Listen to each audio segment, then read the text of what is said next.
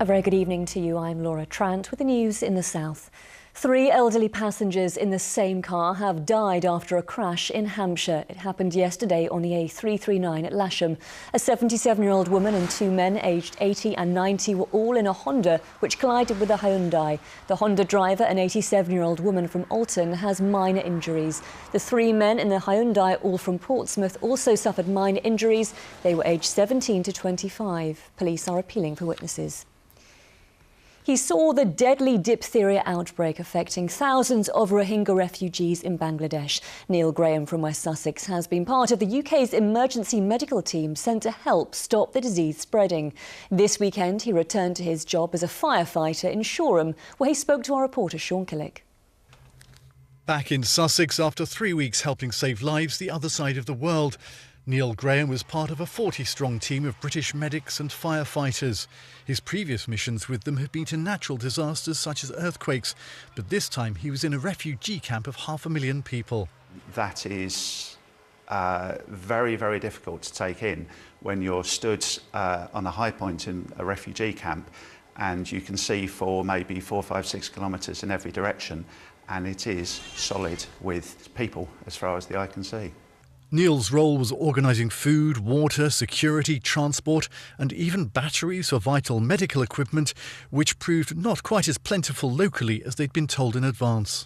A local taxi driver was able to take us through the incredibly complex back streets of Cox's Bazaar to find just the one shop that happened to have a supply of C-cell batteries. And you can easily end up spending 4, 5, 6 hours just hunting down a source of one particular piece of equipment.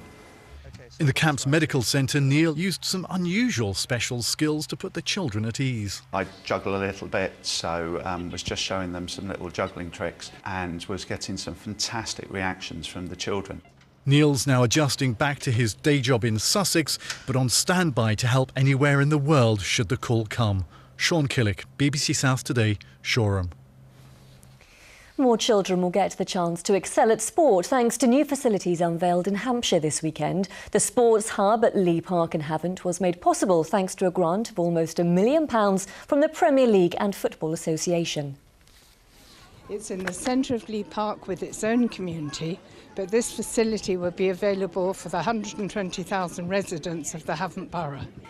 The state-of-the-art artificial grass pitches, changing rooms and community space was made possible by £1 million of funding from the Premier League and the FA Facilities Fund, delivered by the Football Foundation, which provides grants to grassroots sports projects. So many matches last year that were called off because of the rain and playing on the wet mud, and here they've been able to do them every week because they're on the AstroTurf, so no, it's been fantastic. Coaches, managers and people that work behind the scenes, and usually they struggle for resources, so it's really brilliant they've been supported in this way. Local boxing legend and English light heavyweight champion Joel McIntyre says it's a positive move for young people. I was one of them. I was a kid from the manor, from this area, and it's all about sort of giving kids opportunities. And it's expected there will be a 400% rise in young people participating at the site.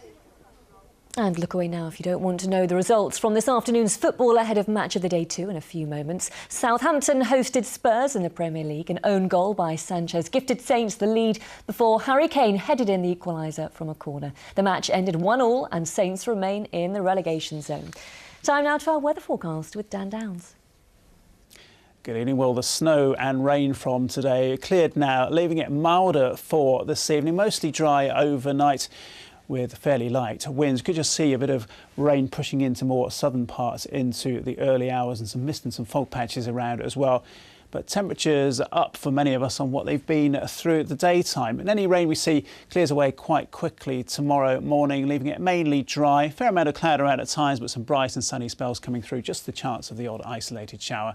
And a fairly mild day with temperatures into double figures for many of us. And it stays mild for the next couple of days too. Well, that's all from me this evening. We're back, of course, during BBC Breakfast tomorrow morning. But from us here, enjoy what's left of your Sunday night. Bye-bye.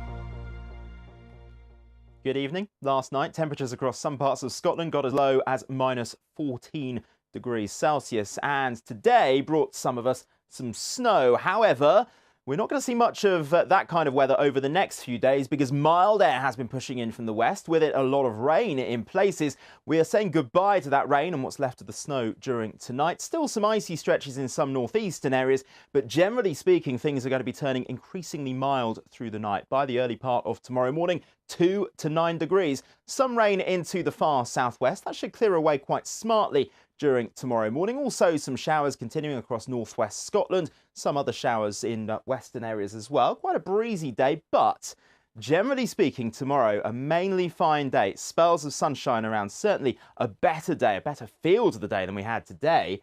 6 to 11 degrees, so not nearly as cold as it has been. And that's the theme that takes us deeper into the week. Into Tuesday, we'll see more of this mild air pumping up across the country. In fact, Tuesday likely to be the mildest day of the week for many. We will see outbreaks of rain for Northern Ireland, Scotland, Northern England and Wales. Some patchy rain elsewhere. Best chance of brightness in shelter to the east of high ground. It will be windy, but look at these maximum temperatures, 11 to 13 degrees. We haven't seen highs like that for quite some time. Not quite as mild as that as we head into Wednesday and Thursday. Blustery showers, but not nearly as cold as it has been this weekend.